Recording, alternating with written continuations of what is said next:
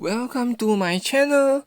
Hello guys, I'm Screen Recorder and today we will be doing Storytelling the Life and Adventures of Santa Claus Part 5. Claus thought that none of the children would ever know where the toys came from which they found by their bedsides when they awakened the following morning, but kindly these are sure to bring fame, and fame has many wings to carry its tidings into far lands. So for miles and miles, in every direction, people were talking of Claus and his wonderful gifts to children.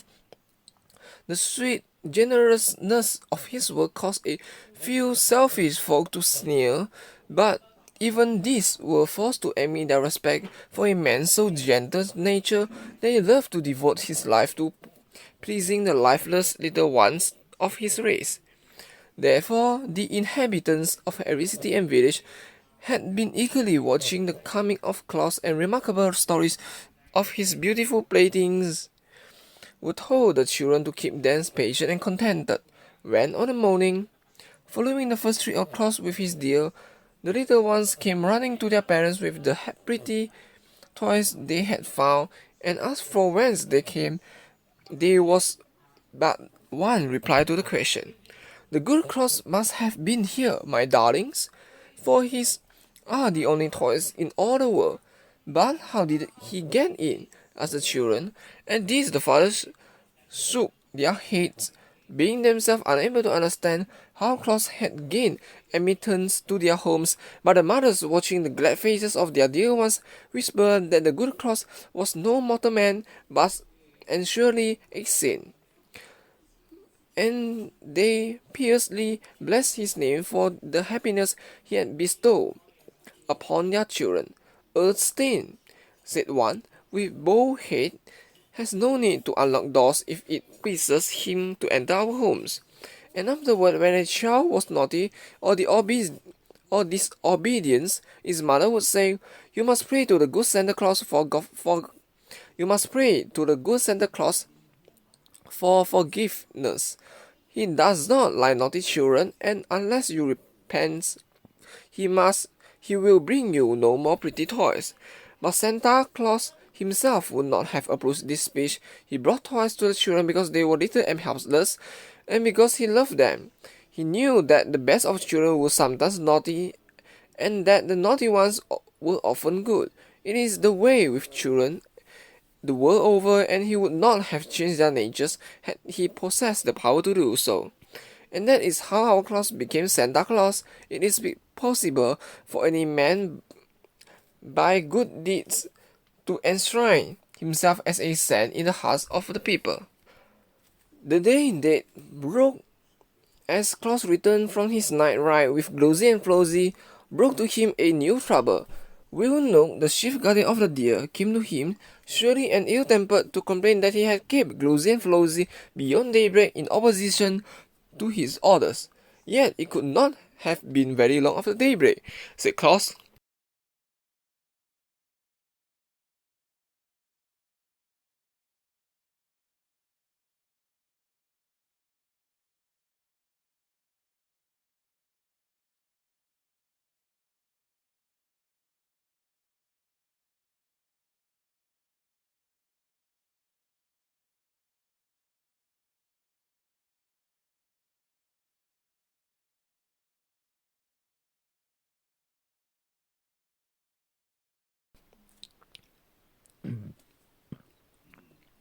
"It was 1 minute after," answered Will Nook, "and that is as bad as 1 hour. I shall set the stinging gnats on Glosy and Flosy, and they will thus suffer terribly for their disobedience." "Don't do that," begged Claus. "It was my fault." But Will Nook would listen to no excuses, and went away grumbling and growling in his ill-natured way. For this reason, Claus entered the forest to consult the seal about rescuing the good deer from punishment.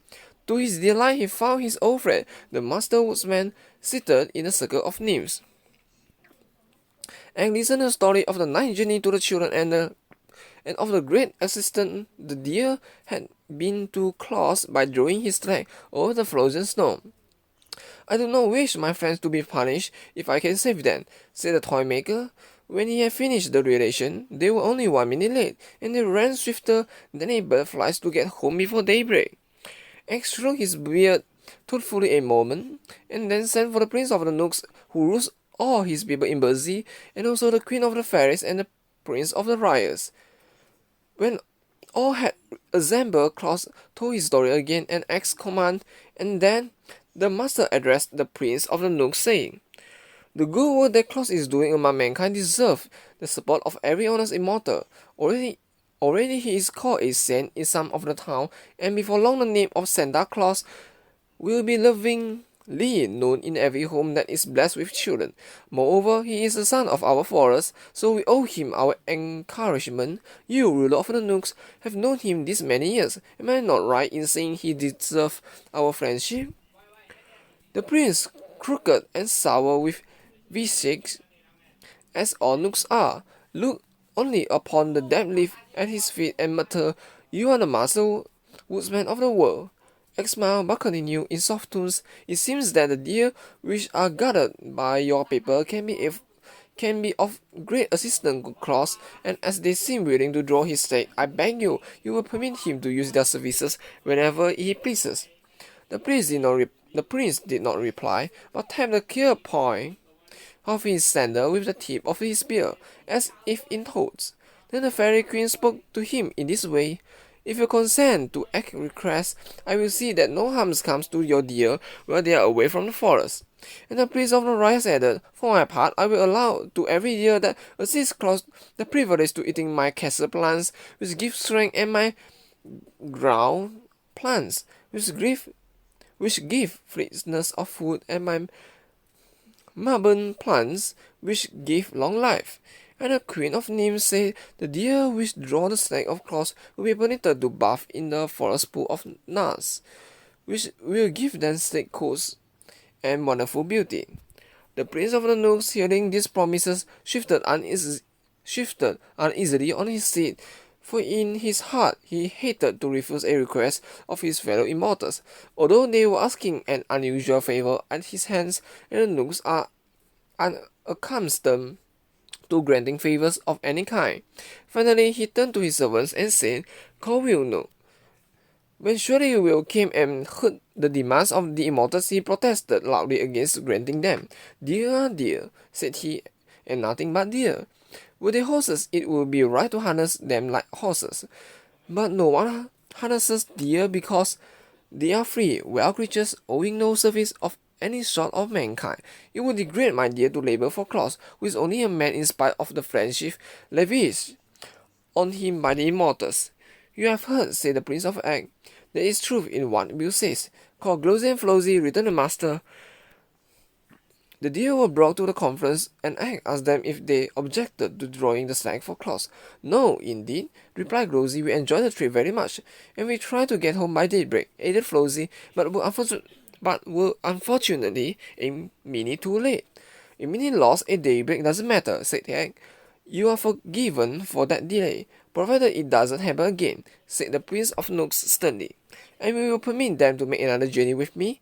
asked Claus eagerly. The prince reflected while they gazed at Will, who was scowling, and at the master woodsman, who was smiling.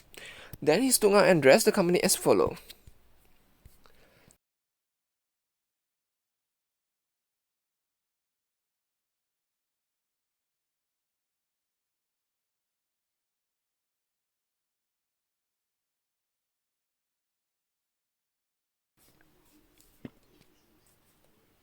"Since you all urge me to grant a favor, I will permit the deer to go with Claus once every year, on Christmas Eve, provided they always return to the forest by daybreak.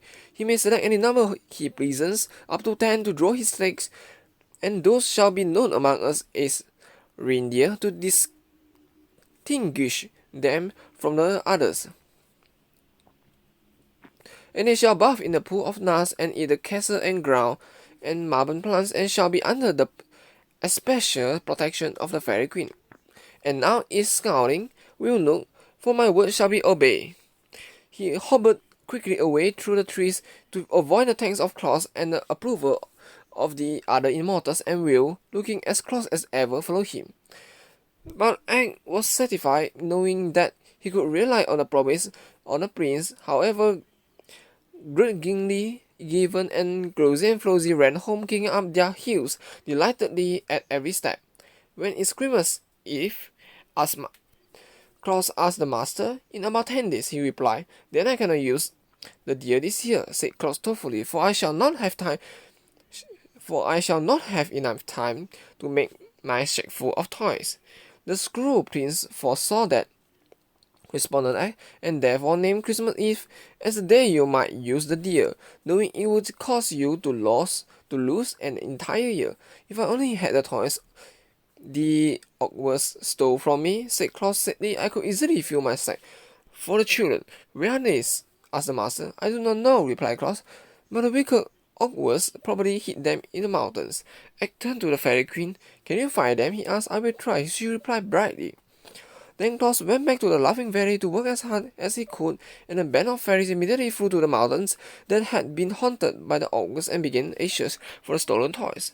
The fairies, as we know, possess wonderful powers, but the cunning ogres had hidden the toys in a deep cave and covered the opening with rocks, so no one could look in. Therefore, all search for the missing playthings proved in vain for several days, and Claus, who sat at home waiting for news from the fairies, almost despaired of getting the toys before Christmas Eve. He worked hard every moment, but it took considerable time to carve out and to shape each toy and to paint it properly, so that all the morning before Christmas Eve only half of one small shelf above the window was filled with playthings ready for the children. But on this morning, the fairies who were searching in the mountains had a new thought. They joined hands and moved in a straight line through the rocks that formed the mountains, beginning at the topmost peak and working downward so that no spot could be missed by their bright eyes, and at last they discovered the cave where the toys had been hid up by the wicked ogres. It did not take them long to burst open the mouth of the cave, and then each one seized as many toys as he could carry, and all flew to Claus and laid the treasure before him. The good man was rejoiced to receive, thus in the nick of time, such a store of playthings with which to load his stacks. And he went word to Rosie and Flossie to be ready for the journey at nightfall. With all his other labors, he managed to find time since the last trip to repair the harness and to strengthen his tracks, so that when the deer came to him at the twilight, he had no difficulty in harnessing them. We must go in another direction tonight, he told them, where we shall find children I have never yet visited, and we must travel fast and work quickly, for my sack is full of toys and running over the brim. So, just as the moon arose, they dashed out of the Laughing Valley, across the plain and over the hills to the south. The air was sharp and frosty, and the starlight touched the snowflakes and made them glitter like countless diamonds. The reindeer leaped onward with strong, steady bounds, and the Claus' heart was so light and merry that he laughed and sang while the wind whistled past his ears. With a ho, ho, ho, and a ha, ha, ha, and a ho, ho, ha, ha, he. Now away we go, over the frozen snow, as merry as we can be. Jack Frost heard him and came racing with his nippers, but when he saw it was closed, he laughed and turned away again. The mother owls heard him as he passed near a wood and stuck their head out of the hollow places in the tree trunks. But when they saw who it was, they whispered to the owlets nestling near them that it was only Santa Claus carrying toys to the children. It is strange how much those mother owls knows. Claus stopped at some of the scattered farmhouses and climbed down the chimneys to leave presents for the babies. Soon after he reached a village and worked merrily for an hour, distributing playthings among the sleeping little ones. Then away again he went, singing his joyous carol. Now away we go, over the gleaming snow, while the deer run swift and free for the girls and boys. We carry the toys that will fill their hearts with glee. The deer liked the sound of his deep bass voice and kept time to the song with their hoofbeats on the hard snow. But soon they stopped at another chimney, and Santa Claus, with sparkling eyes and face blushed red by the wind, climbed down its smoking sides and left a present for every child the house contained.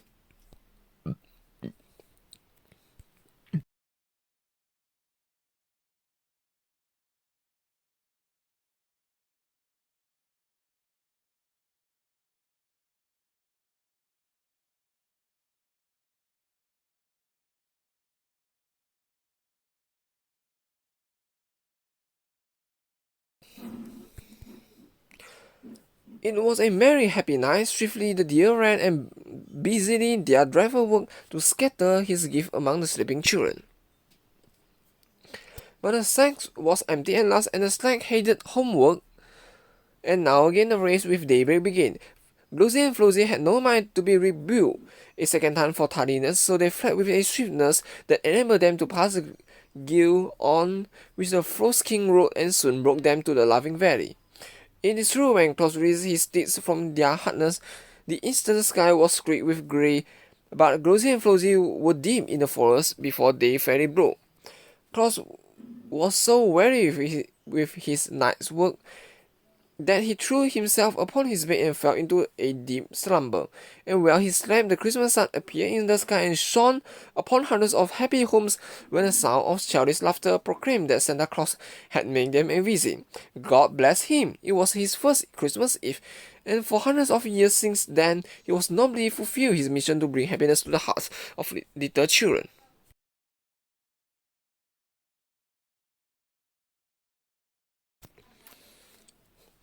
When you remember that no child, until Santa Claus began his travels, has ever known the pleasure of possessing a toy, you will understand how joy crept into the homes of those who had been favored with a visit from the good man, and how they talked of him day by day in loving tones, and were honestly grateful for his kindly deeds. It is true that the great warriors and mighty kings and clever scholars of that day were often spoken of by the people, but no one of them was so greatly beloved as Santa Claus,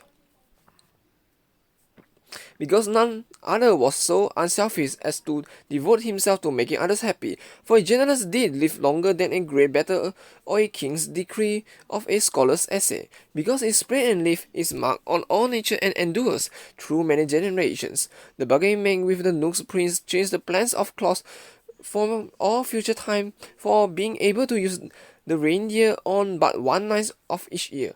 He decided to devote all the other days to the manufacture of playthings, and on Christmas Eve to carry them to the children of the world.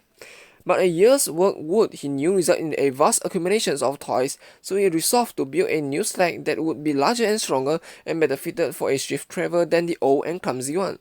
His first act was to visit the Gnome King, with whom he made a bargain to exchange 3 drums, a trumpet, and 2 doors for a pair of fine steel runners, curled beautifully at the ends, for the Gnome King had children of his own who, living in the hollows under the earth, in mines and caverns, needed something to amuse them. In 3 days the steel runners were ready, and when Claus brought the playthings to the Gnome King, his Majesty was so greatly pleased with them that he presented the Claus with a string of sweet-toned sleigh bells in addition to the runner. "This will please Glosy and Flosy," said Claus, as he jingled the bells and listened to their merry sound. "But I should have 2 strings of bells, one for each deer." "Bring me another trumpet and a toy cat," replied the king, "and you shall have a second string of bells like the first." "It is a bargain," cried Claus, and he went home again for the toys. The new sled was carefully built, and the Nooks, bringing plenty of strong but thin boards to use in his construction.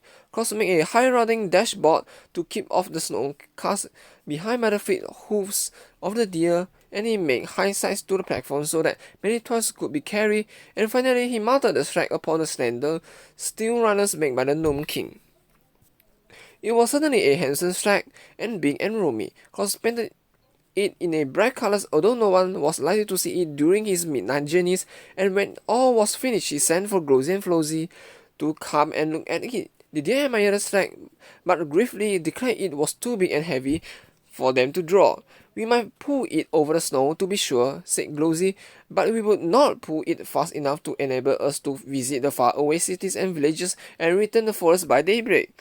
Then I must add 2 more deers to my team," declared Claus after a moment's thought. "The Nooks Prince allow you as many as 10. Why not use them all?" asked Flosy. "Then we would speed like the lightning and leap to the highest roof with ease." "A team of 10 reindeers," cried Claus delightedly.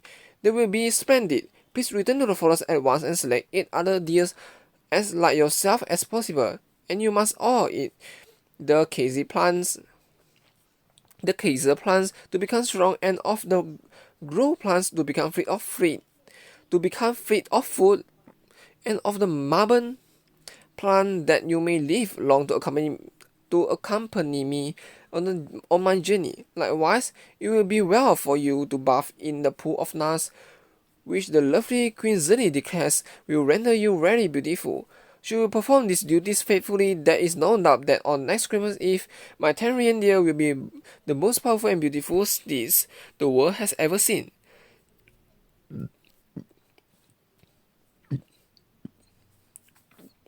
So Lugosi and Flosy went to the forest to choose their mates, and Claus began to consider the question of harness for them all. In the end, he called upon Peter Nook for assistance, for Peter's heart is as kind as his body is crooked, and he is remarkably screw as well, and Peter agreed to furnish strips of tough leather for the harness. This leather was cut from the skins of lions that had reached such an advanced age that they died naturally, and on one side was tawny hair, where the other side was cured to the softness of velvet by the deaf nooks. When the Claus received this strip of leather, he sewed them neatly into a harness for the 10 reindeer, and it proved strong and serviceable and lasted him for many years. The harness slings were prepared at old times, for Claus devoted most of his days to the making of toys. These were now much better than the first ones has been, for the immortals often came to his house to watch him work and to offer suggestions. It was Nasiel's idea to make some of the dolls saying Papa and Mama. It was a task of Nooks to put a squeak inside the lamps, so that when a child squeezed them, they would say Ba. And the fairy queen advised Claus to put whistles in the birds, so they could be made to sing, and the wheels on the horses, so children could draw them around. Many animals perished in the forest from one cause or another, and their fur was brought to playthings. And Mary Ryan suggested that Claus make a donkey with a nodding head, which he did, and afterward found it was amused the little ones immensely. And so the toys grew in beauty and attractiveness every day, until they were the wonder of even the immortals. When another Christmas Eve drew near, there was a monster load of beautiful gifts for the children ready to be loaded upon his big sack. Claus filled 3 sacks to the brim and hugged every corner of the sack box full of toys besides. Then at twilight, the 10 reindeer appeared, and Flosy introduced them all to the Claus. They were Racer and Pacer, reckless and speckless, fearless and peerless, and ready and steady, who with Glossy and Flosy make out with 10 who have traversed the world these hundreds of years with their generous master. They were all exceedingly beautiful, with slender limbs, spreading anklets, velvety dark eyes, and smooth coats of fawn color spotted with white. Claus loved them at once and has loved them ever since, for they are loyal friends and have rendered him priceless service. The new harness fitted them nicely, and soon they were all fastened to the sack by tools. With Glossy and Flosy in the lead, these wore the strings of sack bells, and were so delighted with the music they made that they kept prancing up and down to make the bells ringing. Claus now seated himself in the sack, drew a warm robe over his knees and his fur cap over his ears, and cracked his long whip as a signal to start.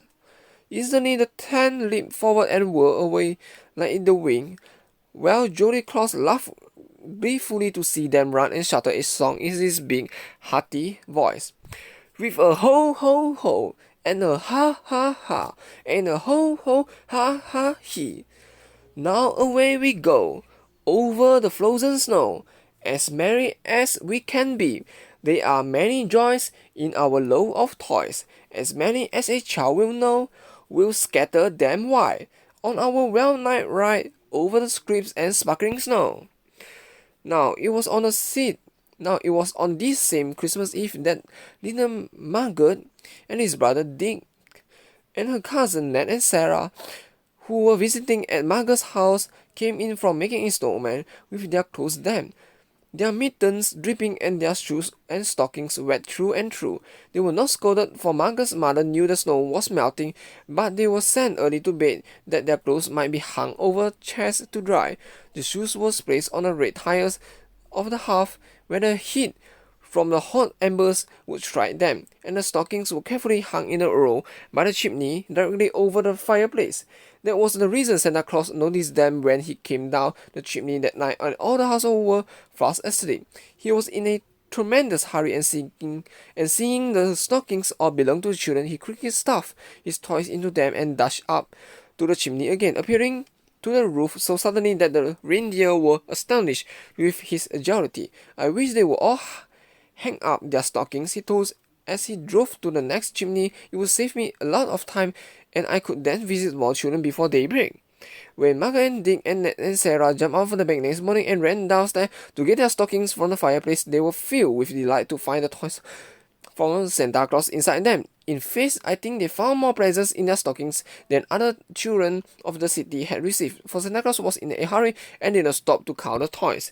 Of course, they told all their little friends about it, and of course, every one of them decided to hang their own stockings by the fireplace the next Christmas Eve. Even Bessie Blyson, who made a visit to the city with her father, the great Lord of Luck, heard the story from the children who hung her own pretty stockings by the chimney when she returned home at the Christmas time. On his next trip, Santa Claus found so many stockings hung up in anticipation of his visit that he could fill them in a jiffy and be away again in half of the time required to hunt the children up and place the toys by their bedsides. The custom grew year after year, and he always been a great help to Santa Claus. And with so many children to visit, he surely needs all the help we are able to give him.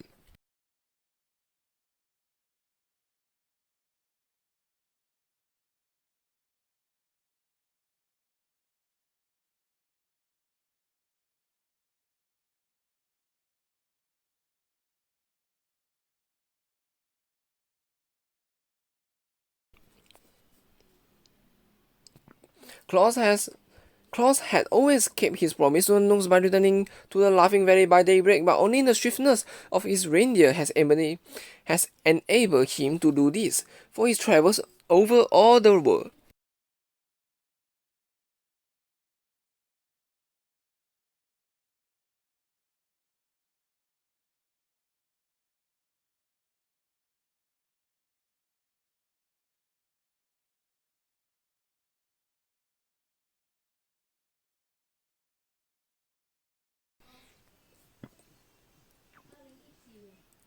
He loved his work, and he loved the breeze night ride on his sleigh and the gay tinkle of the sleigh bells. On their first trip with the 10 reindeer, only Glosy and Flosy wore bells, but each year thereafter, for 8 years, Claus carried presents to the children of the Gnome King, and that good-natured monarch gave him in return a string of bells at each visit, so that finally every one of the 10 year was supplied, and you may imagine what a merry tune the bells played as the sleigh sped over the snow. The children's stockings were so long that it required a great many toys to fill them, and soon Claus found there were other things besides toys that children love. So he sent some of the fairies, who were always his good friends, into the tropics, from whence they returned with great bags full of oranges and bananas, which they had plucked from the trees. And other fairies flew to the wonderful valley of Funnyland, where delicious candies and bonbons grow thickly on the bushes, and returned laden with many boxes of sweet meals for the little ones. These things Santa Claus on each Christmas Eve placed in the long stockings together with his toys, and the children were glad to get them, you may be sure. There are also warm countries where there is no snow in winter, but Claus and his reindeer visited them as well as the colder climes, for there were little wheels inside the runners of his sleigh, which permitted it to run as smoothly over bare ground as on the snow. And the children who live in the warm countries learned to know the name of Santa Claus as well as those who live nearer to the Laughing Valley. Once, just as the reindeer were ready to start over on their yearly trip, a fairy came to Claus and told him of 3 little children who lived beneath a rude tent of skins on a broad plain where there were no trees whatever. These poor babies were miserable and unhappy, for the children were ignorant people who neglected them sadly. Claus resolved to receive these children before he returned home, and during his ride he picked up the bushy top of a pine tree which the wing had broken off and placed it in his sleigh.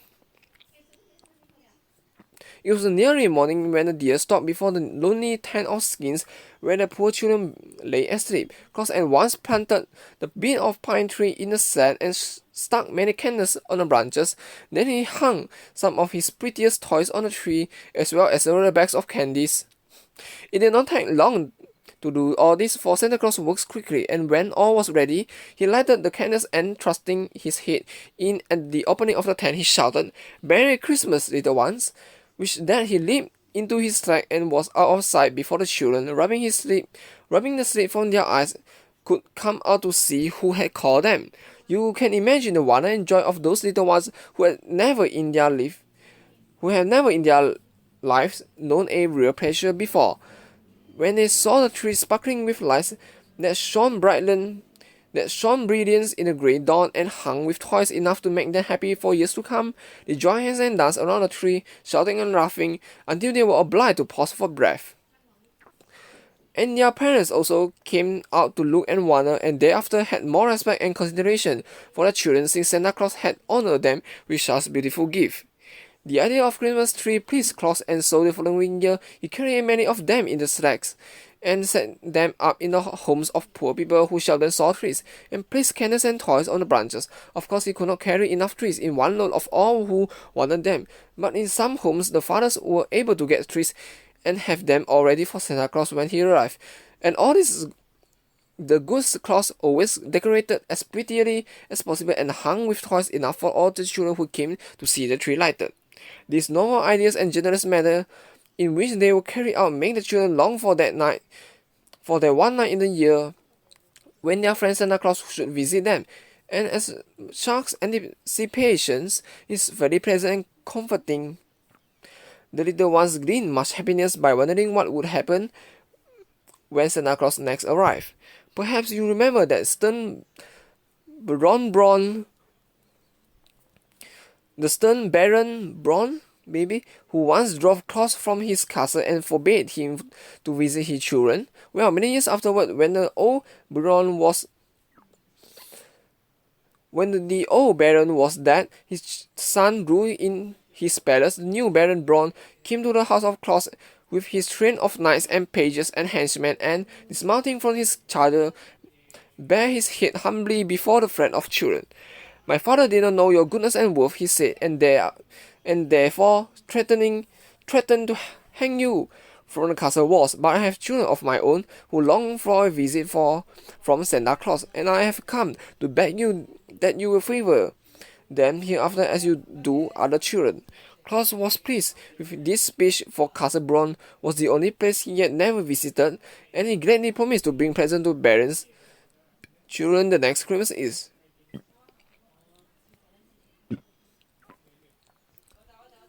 The Baron went away contented, and Claus kept his promise faithfully. Thus did this man, through very goodness, conquer the heart of all, and it is no wonder he was ever merry and gay, for there was no home in the wide world where he was not welcome more royally than any king. This is the end of the storytelling, The Life and Adventures of Santa Claus, Part 5. So last but not least, remember to subscribe to my YouTube channel, like my video, share my video, and comment below for anything you would like to tell me, or any story you would like to see on my next video. So we'll see you on the next video. Thanks for watching. Bye.